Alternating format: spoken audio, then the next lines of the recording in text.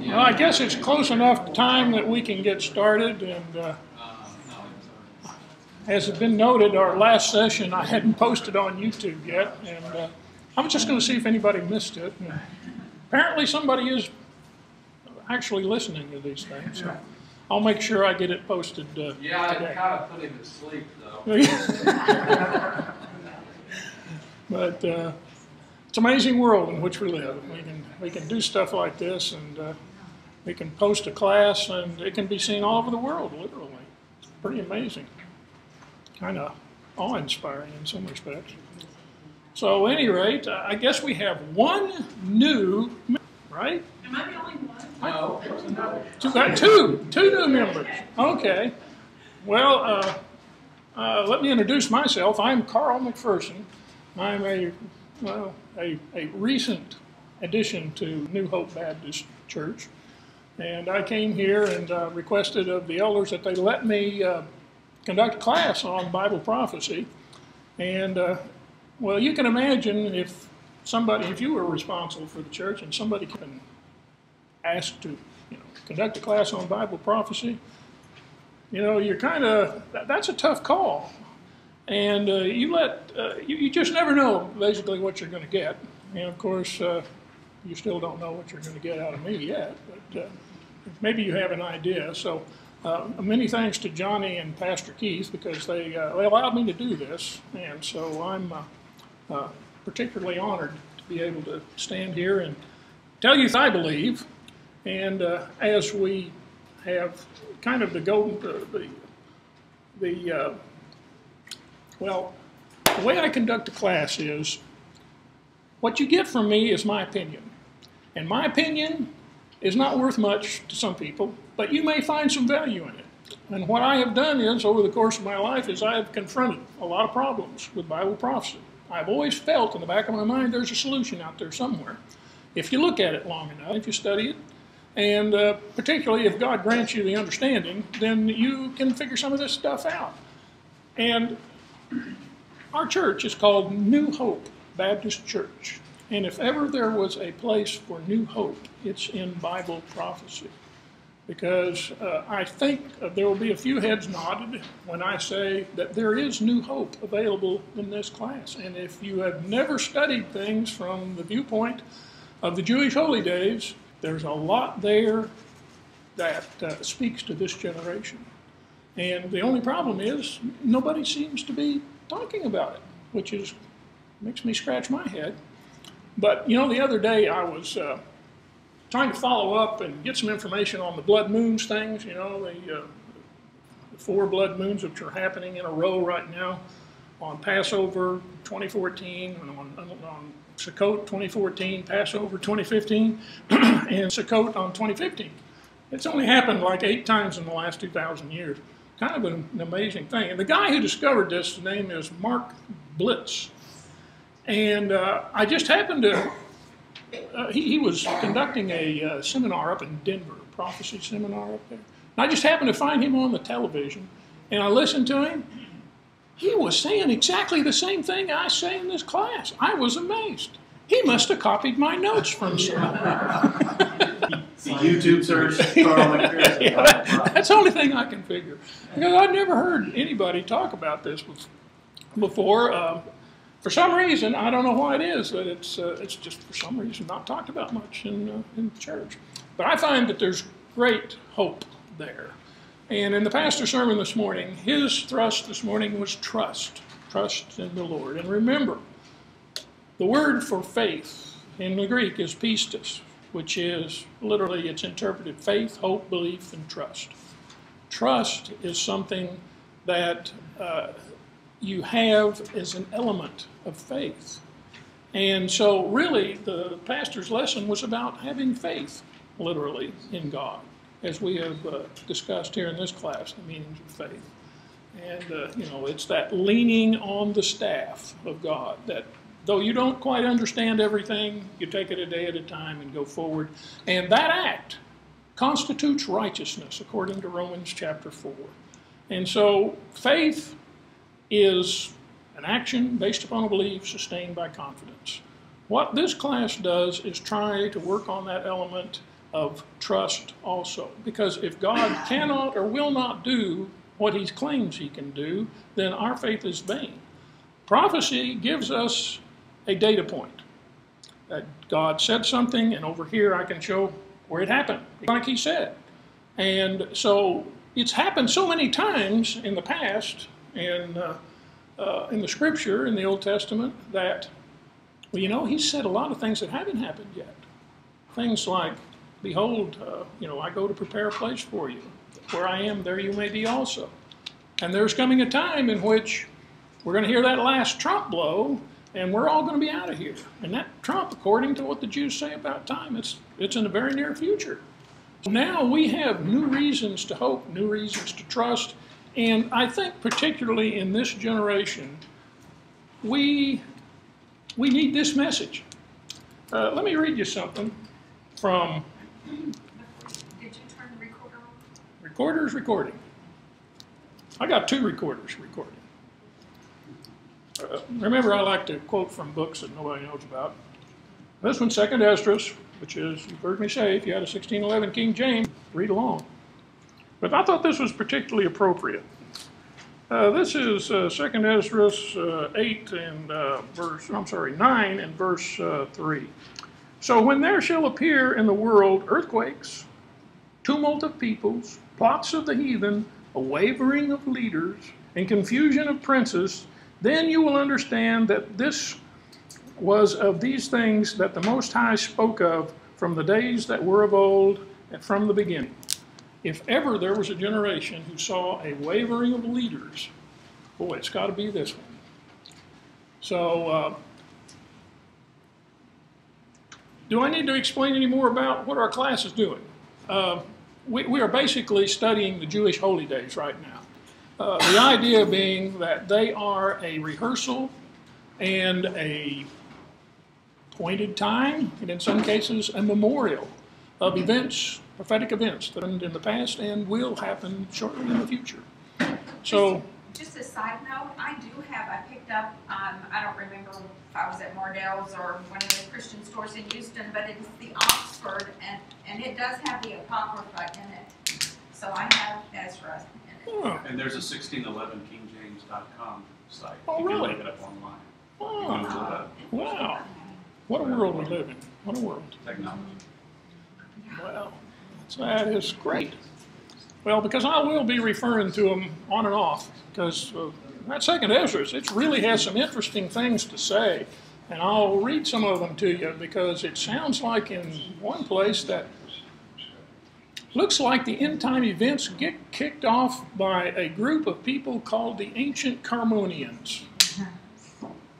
And ancient Carmonia is a region just south of Tehran, Iran. So interesting things. I'll read some of that to you here in the days that will come. Well, before we get started, let's open class with a word of prayer. Blessed are you, O Lord our God, King of the universe, our creator and maker, and the one in whom we live and move and have our being. And we're thankful that you have given us this wonderful place in which we can gather to study these interesting things of your word that just give us reason to hope for the future as we see the mechanisms of mankind falling apart right before our eyes. And so we're thankful for these hopeful words that you have given us, and we just pray that you would open our eyes and let us see even more, for we pray this through Christ's name. Amen. Okay. Review last lesson. Well, last lesson was a reintroduction of the introduction. And we went over things like the reasons why prophecy is important, what faith is all about, what people believe about faith, what Calvin and Jacobus believe, and where really faith is boiled down in a nutshell. It's faith in Romans chapter 4, which paraphrase says, happy is the man who without any works to his credit, who simply puts his faith in the one who acquits the guilty, his faith is accounted as righteousness. So therefore we are righteous, based not upon our performance, but based upon our faith. So that's a big relief to me. I don't know about you, because when I grew up, I was under the impression my performance was 100% responsible for whether or not I was going to be saved or not. And being an honest person, when I was growing up, I said, boy, there's not much chance for me. But then when Romans chapter 4 came around, hey, there's hope for even me, you know. This faith stuff, that's something I can do. I can lean upon the staff, run to the rock. That's something I can do. And so once you have made that understanding, then, you know, life is a lot more interesting. You don't run around with fear like, I sure hope the Lord doesn't come today. He's going to catch me in something bad. But when you operate in faith, you understand it's a process. And that, who is it? Sinclair Lewis wrote the book, The Hounds of Heaven. That's kind of the way it is. It's the hounds of heaven are pursuing you, and they will catch you. And they will force you to understand that there is a God and that He's looking for you earnestly. And as the sermon last week was, not only does God love you, He even likes you. That's pretty awesome in my view. So, that's kind of what we did last time. It's the rest of the story, eventually. Or maybe we don't. That looks very much like a blank page. You have Here's Isaiah. something now. I don't know what happened. At any rate, reading in Isaiah 1:18, come now, let us reason together, saith the Lord, though your sins be as scarlet, they shall be white as snow, or white as wool. That's a passage that we've heard a lot, and it has a lot to do with a miraculous event that occurred during the Israelites' keeping of the holy day Yom Kippur. I'll give you kind of an advanced synopsis here of what goes on, but in times past, when the Jews had a temple and they were keeping Yom Kippur, one of the events of that ceremony was they would take a couple of goats, and by lottery, they would put a couple of lots, whatever a lot is, in an urn or in a bag, and one of the lots had written on it, for the Lord. The other lot had written on it, for Azazel. Now, you probably don't know who Azazel was, but if you read the prophecies of Enoch, you would know that Azazel was one of the angels that fell. He's now what we would call a demon. So at any rate, the one for Azazel, it was called what we would call the scapegoat. And at some point in the ceremony of Yom Kippur, the high priest takes his hands, places it on the head of the scapegoat, and transfers all of the sins of Israel to the head of that goat, where it's led out into the wilderness and pushed over a precipice. And there it dies. Now, the interesting thing about all that was, for a long time, and it's reported in the Talmud, and I'll read it to you here in a minute, but as that goat was hauled off into the wilderness, a red cord was taken and cut in half. Half of the cord was wrapped around the horns of that goat, and the other half to the gates, the Nicanor gates of the temple.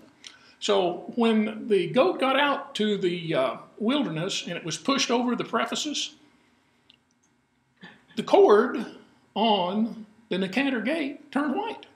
It was a miracle. And this happened, well, in the case, 40 years prior to the year 33 AD, there was a particular rabbi who was, he was not the rabbi, he was the Kohen Hagadol, the high priest. And during his administration, every time that goat was pushed off the cliff, that cord turned white. Okay, this is pretty much what I just said. So the sins of the people were transferred, and with that crimson cord turning white, it was a sign that their sins were forgiven and pushed forward for another year. Now, something interesting happened. This is Yoma 39b. This is out of the Talmud.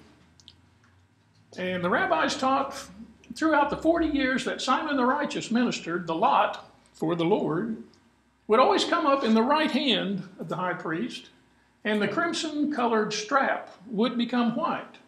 Throughout 40 years, the westernmost light on the temple would shine brightly. these were all miraculous things. Every time they pulled the lot out, it came out in the priest's right hand. That was supposed to be a sign of good luck. So the lot for the Lord came up in the right hand, the strap turned white, and the westernmost light on the temple shine. Well, that's not such a big deal because they were all shining, but the westernmost light was shining as it was. Now here's what happened. During the last 40 years before the destruction of the lot during the 40 years before the destruction of the temple, the lot for the Lord did not come up in the right hand, nor did the crimson-colored strap become white, nor did the westernmost light shine, and the doors of the Hekal, that is, the Nicanor gates, would by themselves, until Rabbi Johann B. Zakara rebuked them, saying, Hekal, Hekal, why wilt thou be the alarmer thyself? I know about thee, and that thou wilt be destroyed. For Zechariah ben Iddo has already prophesied concerning thee. Open thy doors, O Lebanon, that the fire may devour thy cedars. That's reported in Zechariah 11:1. So what happened was, and this has got to be a little troublesome for the Jews, because I don't believe it was really the whole 40 years before the destruction of the temple. I think it started in 33 AD. It was about 37 years what happened. And there was no longer any need for a scapegoat. The Messiah had already come. He had taken the sins of the world to himself. And so these events that occurred were, I believe, to highlight the fact that the Messiah, the Lamb of God, had already been sacrificed. But the interesting thing is, those Nicanor gates that opened by themselves, they were between 60 and 75 feet tall, and it took 20 men to open one. I think I have a picture of it here. There's the Nicanor gates right there. And they're made out of bronze, overlaid with gold, and they weighed several tons apiece. And they say that when they opened the gates, the hinges made such a noise that it could be heard 5 Passover journeys away. Now, I think not Passover, a Sabbath journey. What's a Sabbath journey? About a quarter of a mile? So it was probably a couple of miles away. You could hear those gates, hinges squealing when they opened up. And so you can imagine the concern of people when these started opening up at midnight by themselves. Something was going on. So that's a shot of Herod's temple. I thought it was kind of interesting. Now, we'll move on to Yom Kippur. Literally, Israel's life is held in the balances. Now, Yom Kippur is on the 10th day of the month of Tishri. You remember the month of Nisan, we had Passover on Nisan 14. On Nisan 15 was unleavened bread. And then, day after the weekly Sabbath of the next 7 days of unleavened bread, the day after, which was always a Sunday, that was first fruits. And then 50 days after first fruits, which puts you sometime in the month of Sivan, that was the feast of Shavuot or Pentecost. And then 7 months after Nisan is the month of Tishri. Tishri 1 was Rosh Hashanah. And then between Tishri 1 and Tishri 10, we have the Yami Noraim, the days of awe. And then on Tishri 10, we have Yom Kippur.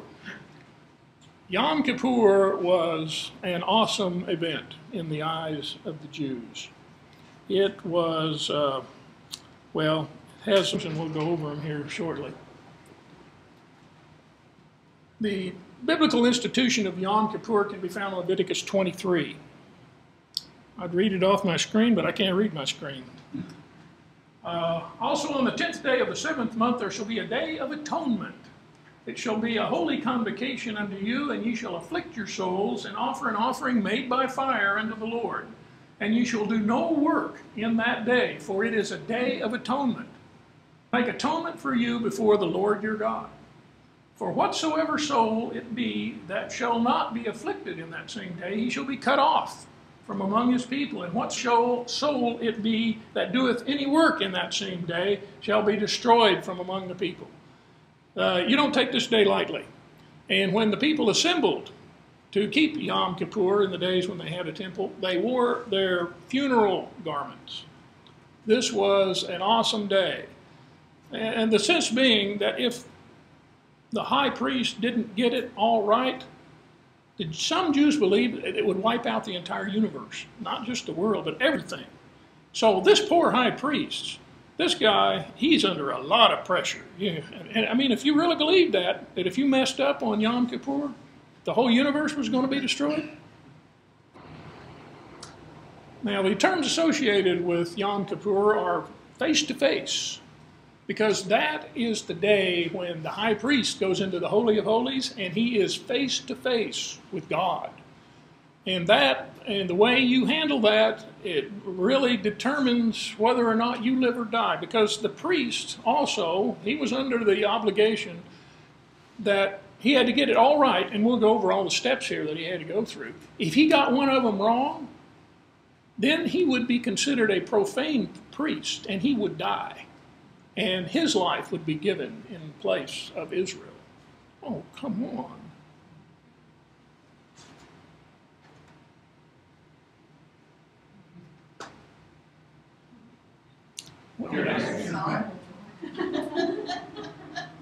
We got ghosts in this one. Okay. I'll run real fast before it goes away again. Okay, face to face. So the high priest, he is face to face with God in the Holy of Holies. It is called Yoma, or the day. So if you just said the word Yoma or the day to an Orthodox Jewish person, that's exactly what you're talking about. And it's also called the fast, because you didn't eat and you didn't drink. So it was a most solemn occasion. But I like the way the Jews handle this, because it's not like some religions. Because if you were like a pregnant woman, you didn't have to fast. Or if you were ill and had to eat or drink, you went ahead and ate and drank. It wasn't that, you were going to die if you did, but if there was a medical reason why, you could get out of it. So it was a reasonable thing. Okay, the great shofar blows, as we mentioned earlier on Rosh Hashanah. The last trump blows on Rosh Hashanah during the Musaf or additional prayer service, during the Nilah, or the closing of the gates prayer service on Yom Kippur. The great shofar blows. And if you don't distinguish or understand how to distinguish between the great shofar and the last shofar, you won't know what's going on in terms of prophecy. Because these terms are in the scripture and they're there with the assumption that you know what they mean. And so if you're never taught, how will you know?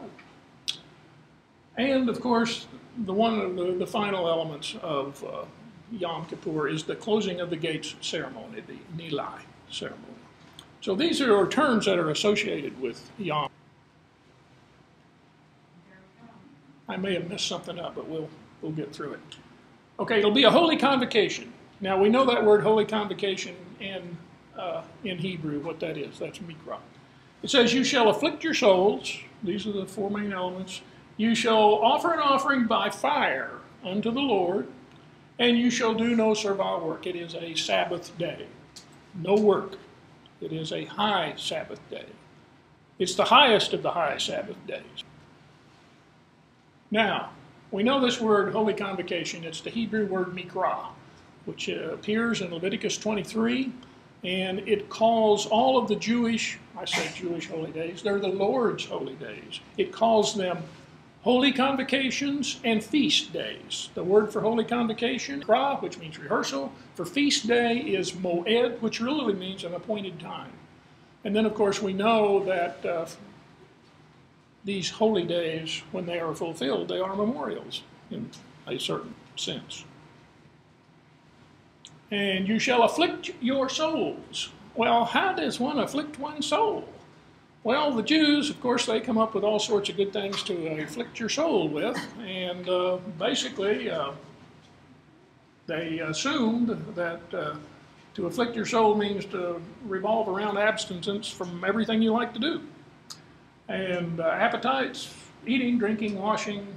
Boy, I don't see how washing, well, that's what they said. No washing, no anointing the body, no wearing leather shoes, no marital relations, And the last phrase, you know, the law concerning fasting can be overridden for medical reasons, or if you're pregnant, or, you know, you got some good reason not to, well, not a problem. You can get by without doing it. So, afflicting your souls, that's how the Jews interpret afflicting one's soul. Now, it says you shall make an offering of fire.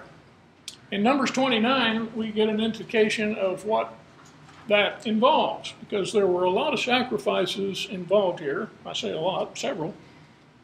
And you shall have on the 10th day of the 7th month a holy convocation, and you shall afflict your souls, and you shall do no work therein. But ye shall offer a burnt offering unto the Lord, a sweet savor, 1 young bullock, 1 ram, 7 lambs of the first year, and they shall be without blemish.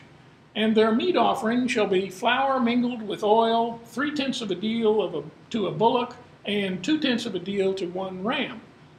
Several tenth deal for 1 ram, a several tenth deal to 1 lamb throughout the 7 lambs. 1 kid of the goats for a sin offering, besides the sin offering of atonement, and a continual burnt offering and the meat offering of it, and their drink offerings.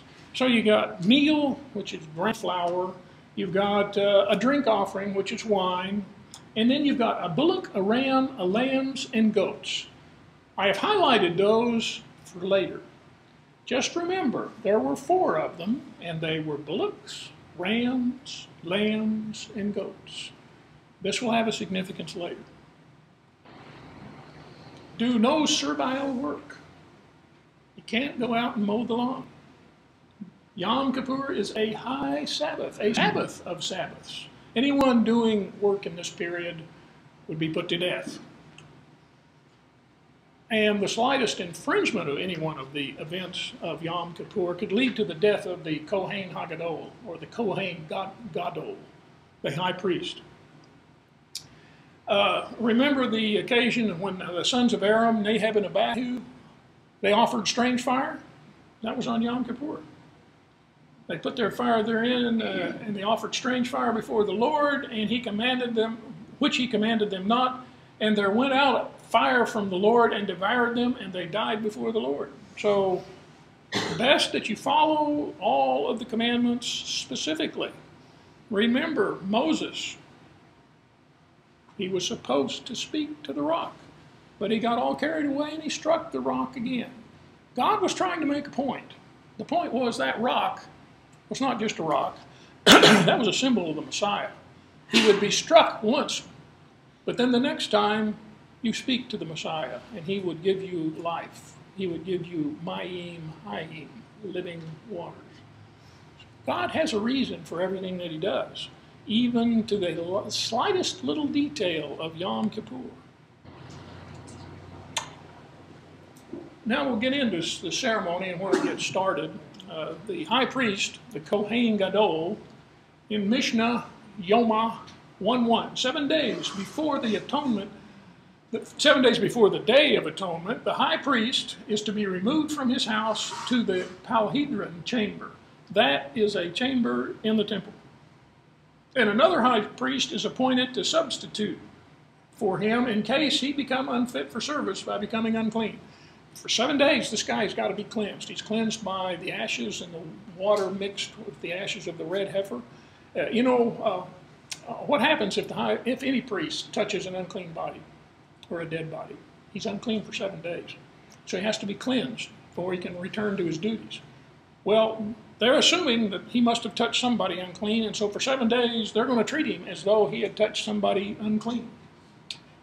And not only that, it says that it speaks about his house, both he and his house. Well, that means he and his wife. What if your wife dies while just before you're to go and exercise all of the activities of Yom Kippur and you're the high priest? What do? They got an out for that. They got a backup wife. In case you lose the wife, we got a backup wife. In case the priest dies, we got a backup priest. So these guys are redundant, as we would call it in the controls business. Single redundancy. And it says, he shall make atonement for himself and his house that being his wife. And they put in the note that if it was objected that in this manner there would be no end to the matter. In other words, if we didn't take care of this and he went up there profane, I mean, we could lose the whole universe if this guy, if we mess up. So they were always coming in with plans and backup. Remember, what is it, one of the 10 Commandments? Thou shalt not take the Lord thy God's name in vain. They believe that with a passion, to the point that they won't speak the name of God. Remember? And we don't even know how to spell it or speak it to this day. What is the name of God? It's, well, Yahweh. Well, we don't know if it's Yahweh or not. It could be Yahuwah, because we don't have the accent marks or the vowel sounds. And nobody knows how to pronounce the name of God. So the way they do it is, you know, well, how do we keep from taking the name of God in vain? Well, we just don't say his name. So they have a substitute for his name. They call him Hashem, which means the name. So that way they get around this issue of having to speak his name or potentially speaking his name in vain. Well, they do the same thing with the high priest here. Not only do they have a high priest, a backup wife, they got a backup high priest. So everything's backed up. Okay, for 7 days, the high priest, during these 7 days, he sprinkles the blood. Actually, the high priest sometimes can be an appointed job, and at the time of Herod, you know, he appointed the high priest. This guy was not necessarily a holy guy at all. In many cases, he didn't even know what to do. And so for 7 days, they had the subordinate priests would go in and explain to him what to do. Of course, I don't know why you would want that job if the whole universe is in your hands, and if, at the worst. And it could be that if you mess up yourself, and maybe instead of flinging the blood 8 times, you fling it 9, that's it for you. You're dead on the spot. So I don't know why you'd want this job, but hey, some people did. But at any rate, 7 days, he practiced sprinkling the blood, and he practiced putting the incense on the coals. He's going to have a shovel with coals on it, and he takes it into the Holy of Holies, and he has to put the incense on it. And it's kind of hard to explain, but he's got to have a shovel with coals in one hand, incense in another, and getting them all situated, it requires a little bit of manipulation. And so he has to practice all that. And so then he practiced sacrificing animals. You know, it's his job to slay the bullock, slay the goats, slay the lambs and the rams. So he's got to know how you do that. And this slide basically tells you that's what he does. Now, when they slay the lambs, they have a particular knife which they do it with. That knife is sharper than a razor blade. And when they kill the lamb, they slit its throat. And that sounds awful, and it is awful. It's awful bloody. But it kills the lamb instantly. As soon as that carotid artery is severed, the animal's dead. So the animal does not suffer. This is my point. I better change the slide before it has to go blank on me again. God has a sense of humor. Yeah, I know. I'm usually the object of it. Okay, 7 days of preparation. He was attended by the elders who read to him out of Leviticus and concerning the ceremony of the day. And this is the phrase they use because this guy may or may not be familiar with it. He says, "My Lord, the high priest, say it aloud, lest thou hast forgotten or not studied this. On the morning of the day preceding the Day of Atonement, he is placed at the eastern gate, and the bulls, rams, and sheep are passed before him, that he should get knowledge of the service. And during those 7 days, he's free to eat and drink all he wants. But on the eve of the Day of Atonement, he is not permitted to eat very much, just a little bit, so he doesn't get drowsy." Now, these are some of the events, and I got this. The reason I have these is because I could copy them right off of Wikipedia. And they got most of them right, but not everything. They left out some of the supernatural elements of it, but at least they got them all there and in order. So this is where I got these elements here at Wikipedia, off of Wikipedia. So I was going to say something about that high priest. but I forgot it. I'll think of it tonight about 10 o'clock. Let's see, in the morning, there is an offering. It's the regular daily offering, and it's usually performed by the ordinary priests in a special gold garment after immersing in a mikvah. A mikvah is a ritual bath, and he washes his hands and his feet. And then, after that, he has a garment change.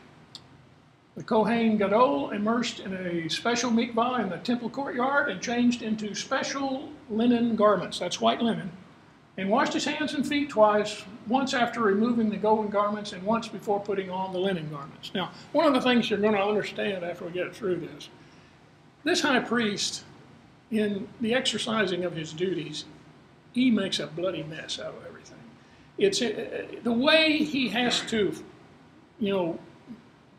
throw the blood. It's not just throw the blood.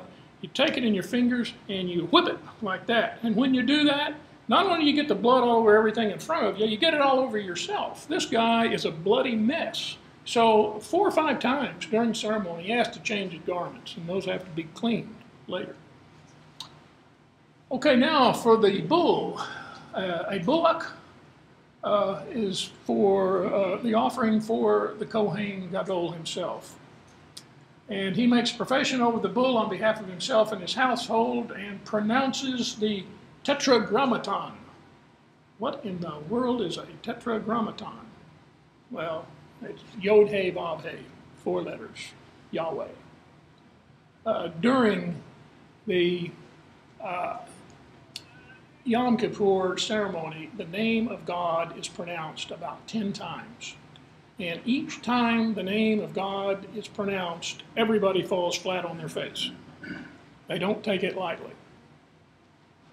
Okay, now the bull. The people prostrate themselves so that when they hear the name, and then he slaughtered the bull as a sin offering and receives its blood into a bowl. Next, we have the lottery for the goats.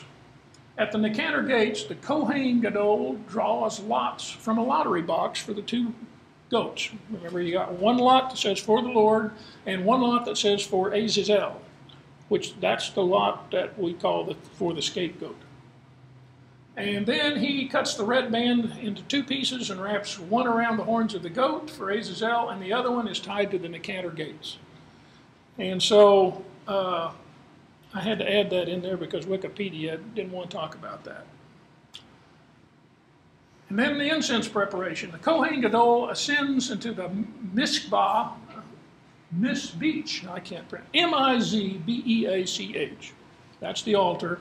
And took a shovel full of embers with a special shovel, and he brought he brings the incense and fills his hand with some of the incense and places it in a vessel. So now you got a shovel full of coal, and you're trying to put incense in another vessel, and you got to carry it. It's starting to get complicated for them. And now we're going to have the incense offering. Holding the shovel and the vessel, he enters in the Kodesh HaKodashim. Kodesh HaKodashim, Holy of Holies. And in the days of the first temple, he placed the shovel between the poles of the Ark of the Covenant. And in the days of the second temple, he puts the shovel where the Ark would have been. And he waits until the chamber is full of smoke, and then he leaves. He leaves the shovel with the embers and the incense in there, and then he leaves. Does anybody know where the Ark of the Covenant is? You know where it is? Oh, we need to find that real quick. Where is it? When Nebuchadnezzar came in and destroyed the temple, yeah, that it was, he either burned it down and took the gold, or there's another theory too that's what James was talking about. There's 2 different places in the Bible where the pillars in front of the temple actually went down so that they could have hurriedly put it in a state attachment, and they know exactly where it is. Yeah, there's lots of theories about where it is. One of the more interesting ones was it's in Aksum, Ethiopia. Yeah. And there was a whole special on the tube about how they thought that the Jews took it under the reign of Manasseh, who was terribly profane, and they smuggled it up through the Isle of Elephantine, which is an island in the middle of the Nile. And from there, it went up around to another place on an island in a lake. And then from there, it ends up allegedly in Ethiopia, in Axum, Ethiopia. Yeah.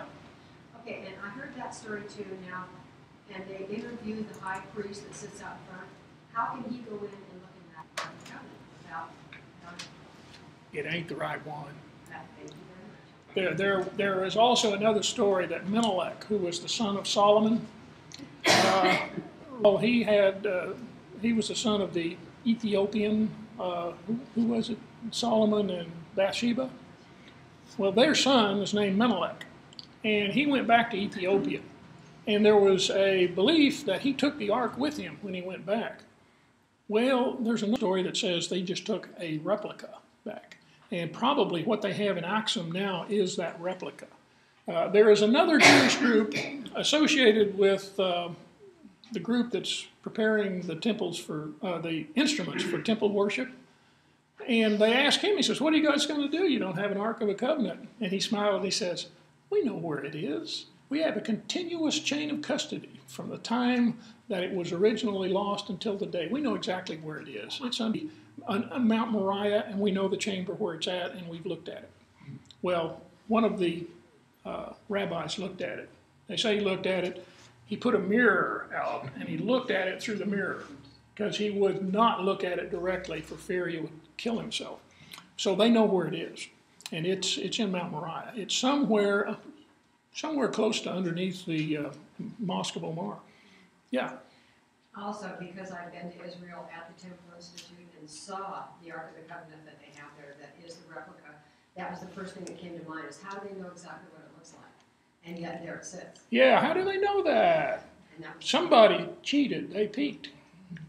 Yeah, so, but this guy who claims to have seen it, there are 3 rabbis who claim to have seen it in Israel. One of them is dead, but these guys all have the status in the Jewish community that Billy Graham has in the Christian community. So these are not people that are just a bunch of hucksters. They really believe they've got it. And I think they probably do.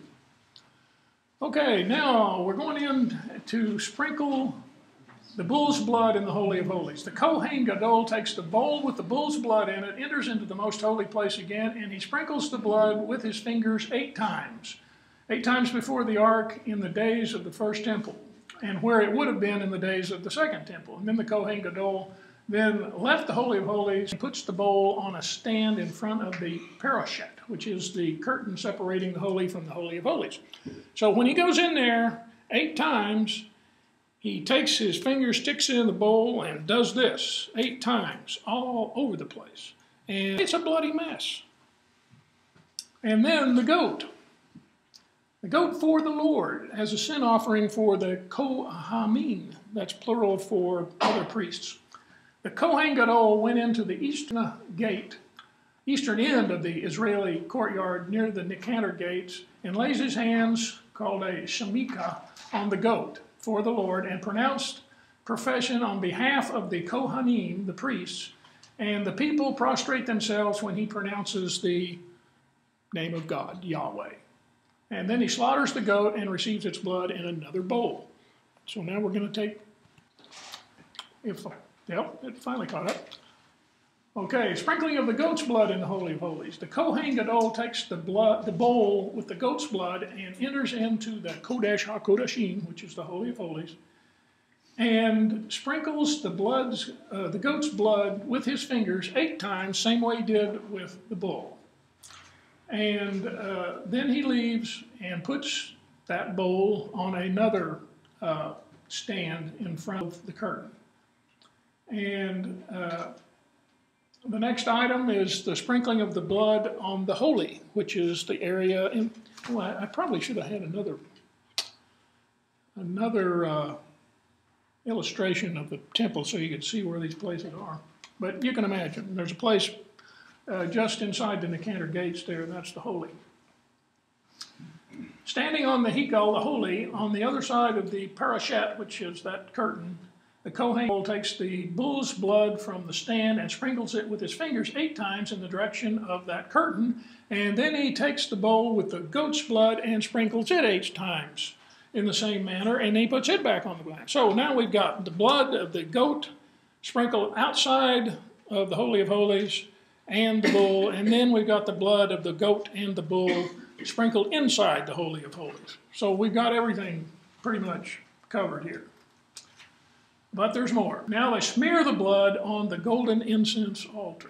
The Kohen Gadol removes the goat's blood from the stand and mixes it with the bull's blood.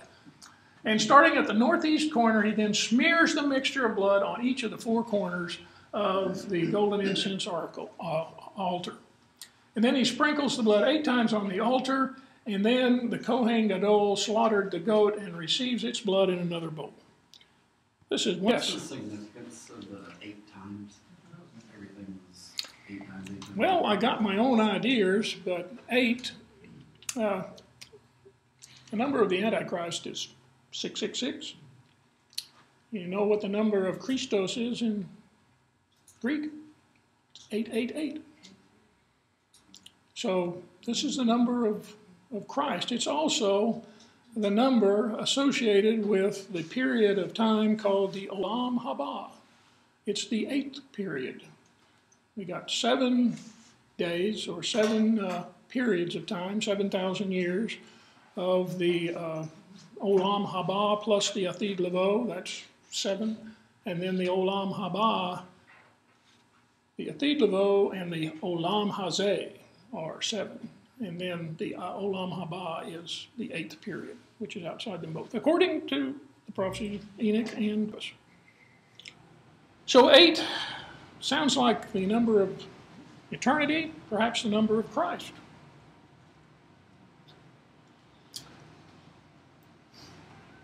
Okay, the goat for Azazel. The Kohen Gadol leaves the Hikchel and walks to the east side of the Azara, that's the Israeli courtyard, near the Nicanor gate, and he leans his hands on the scapegoat and confesses the sins of the entire people of Israel. And the people prostrate themselves when he pronounces the name of God, as they want to do. And while he makes the general confessions, the individuals in the crowd would confess privately. And then the Kohen Gadol would send the goat out to the wilderness, where the goat was led to a cliff outside Jerusalem and pushed off its ledge. And of course, they don't report this in Wikipedia, but that was the time. How did they know when the goat went off the ledge? It's because that red sash on the Nicanor gates turned white. Unless you were between 33 AD and 70 AD, and then it didn't turn white anymore. Okay. And while the goat for Azazel was being led to the cliff, the Kohen Gadol removes the insides of the bull and intertwines the bodies of the bull and the goat. And then the other people take their bodies to the Beit Hadashin, a place of ashes, and they were burned there after it was confirmed that the goat for Azazel had reached the wilderness. Well, how did they confirm? Well, that's how they confirmed it. The sash turned white. Now, this is bizarre. You're mixing the bodies of these things all up, and then you're burning them to ashes. Hold that thought. Remember, we're talking about a rehearsal here. What in the world are we rehearsing? After it was confirmed that the goat for Azazel had been pushed off the cliff, the Kohen Gadol passed through the Nicanor gate to the Izrat Nashim. You should start doing that. The women's courtyard, and read sections of the Torah describing Yom Kippur and its sacrifices. Oh, I remember what I was going to tell you earlier. During the night before Yom Kippur, the high priest is not allowed to sleep. They keep him up all night. They take his shoes away from him, and this place where he's kept has a marble floor. He has to walk on that marble floor all night long when bare feet. You know, that's shocking. I mean, you're not going to sleep very well if your feet are cold. So they keep him up all night long. So not only does he have to perform all these ceremonies, but he didn't get any sleep the night before. And they read to him texts of various prophecies I am convinced one of the prophecies that they read to him is the prophecy found in Ezekiel 38 and 39, and I'll show you why next week, because next week I'm going to tell you how this all works out, because I'm sure you've never heard this story before. I may get fired too. Okay, they read the Torah. Now, garment change 2. The Kohen Gadol removes his linen garments and immersed himself in the mikvah, which is the ritual cleansing, the ritual bath, in the temple courtyard, and changed into a second set of special golden garments. And then he washes his hands and feet, both before removing the linen garments and after putting on the gold ones. So he is constantly changing his clothes because he is constantly getting them all bloodied. So now we're to the offering of the rams. The Kohen Gadol offers 2 rams as an olah, which means a sacrifice by fire, slaughtering on the north side of the mizbeach, the outer altar, receiving their blood into a bowl and carrying the bowl to the outer altar and dashing the blood on the northeast and southwest corners of the outer altar. He dismembers the rams and burned their parts entirely upon the outer altar, and then he offers the accompanying mikshah, the grain offering, and the nashim, the wine libations. So now we've got rams, lambs, goats, bullocks, we've got grain offerings, and we've got wine offerings. Now the Musaf offerings. We got a Musaf here, just like we did in Rosh Hashanah, which is the additional prayer service. The Kohen Gadol then offers the Musaf offering. Doesn't say what it was. And then the Kohen Gadol places the insides of the bull and the goat on the outer altar and burns them to ashes. Remember that. Garment change 3. The Kohen Gadol removes his golden garments, immersed in the mikvah, changes to a new set of linen garments, and washing his hands and his feet twice. This guy is going to be clean when he gets through with this. Now, we left the shovel with the incense and the coals on it inside the Holy of Holies, so now the Kohen Gadol goes back into the Holy of Holies and removes that bowl, or that shovel with the incense in it. And then he comes back out, and we got garment change number 4. The Kohen removes his linen garments, immersed in the mikvah again, changes into a third set of gold garments, again washing his hands and feet twice. And then they have the evening offering. The Kohen Gadol completes the afternoon portion of the regular daily offering in special gold garments, and he washes his hands and feet for a 10th time.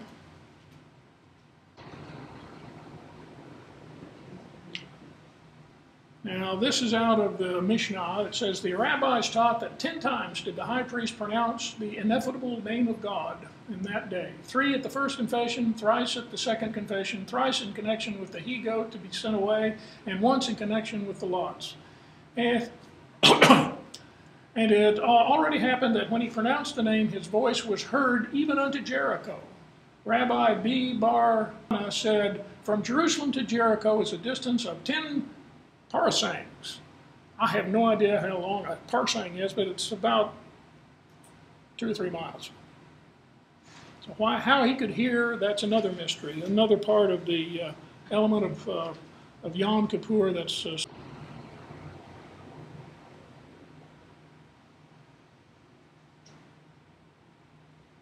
there. Okay, now the final service of Yom Kippur is the Nilai service, which is the gates of heaven that were opened on Rosh Hashanah are now closed. And so the final blast of the trumpet is initiated at the closing of those gates, which is called the Shofar Hagadol, which we know as the Great Trumpet. And it's at that time that the Jews believe if they're alive, then their names have been inscribed in the book of life for another year. And so everybody takes a deep breath and goes home. If you have survived all of this, then your name is in the book of life, which is a good thing. Because remember, on Rosh Hashanah, everybody's judged, and you're either in the book of the righteous, the book of the wicked, or the book of the neither one, the book of the Benonim. And it's the Benonim that are up in the air. That is a transitory book. You don't stay there. You don't die in the book of Benoim. You're either righteous or wicked. So on Yom Kippur, if you have survived to Yom Kippur, you have to assume that you must be in the book of life because you're still alive. So this has implications, as we've already talked about, during the tribulation period. There are people that go into the tribulation period. They're all either Zadok, Ruachim, holy wicked, or the Benonim, the intermediates. And we know that pretty quick into the tribulation period, a whole host of people come out. These are those who have seen the light, and I think there will be a lot of them. Well, Revelation said there's a lot of them. It's a number so large nobody can count it. So right before it really gets bad, a whole group of people get removed. And then later on, there's 144,000 who are from all the 12 tribes. That's not really all the 12 tribes. For some reason, Dan didn't make the trip. I don't know what happened to Dan. So at any rate, the 144,000, they're taken out. And then there's another group left. Now, out of this group, we know from Zechariah chapter 13, verse 8, it says that it's going to take 2/3 and wipe them out. 2/3 of Israel will be destroyed. And he said he's going to take the remaining third and pass them through the fire. I take that to mean the fires of the tribulation, the wrath of God. And so now we've got this group that's gone through the tribulation, and we're right at the very end. And they're going to go in, as we have read, and they're going to repopulate the region around Jerusalem, and they are going to be those who are going to administer all these priestly and other duties around Jerusalem for the millennial period. Now the question comes, these people apparently did not name the name of the Lord. Or they would have come out on the first wave, right? They weren't in the 140, weren't with the 144,000, but they're still there. So the question is, how were these people able to be redeemed? And that question we're going to answer next week. And maybe get started with the gospel and the stars also. So that's the story of Yom Kippur. The idea was to introduce you to all of these activities that go on and the expectations of the Jews at that time. It's an awesome event. It's not one of my favorite holy days, but it is very interesting to figure out just what this was rehearsing. So next week, we'll cover exactly what this was being rehearsed for. Yes? Do you know the population of Israel and what percentage are practicing Orthodox? You know, I don't. My suspicion is there's very few Hasidics or Orthodox, ultra-Orthodox Jews in Jerusalem and in, well, the whole country for that matter. The reason being their leaders, if you watch, a lot of their leaders are not Orthodox. They believe that they are surviving by virtue of their superior skill. You know, like when they flew that airplane down into Entebbe, captured and got their people out of there and flew them back, they thought they just did that because they were just smarter than the average Arab. And so there's a whole group of them that are just secular folks. There's a very small group of Hasidic Jews, and they absolutely believe that they are there for a reason, and they're the ones that when everybody's heading for the bomb shelters, you go outside, here's the Hasidic Jews. They're walking down the street because they believe that they're protected. But maybe they are. Yes? I know that I read this a couple of years ago, that Israel really isn't, they really aren't a religious state right now, country. However, they still, do all the rituals. They still go eat meat, cheese together and all this stuff.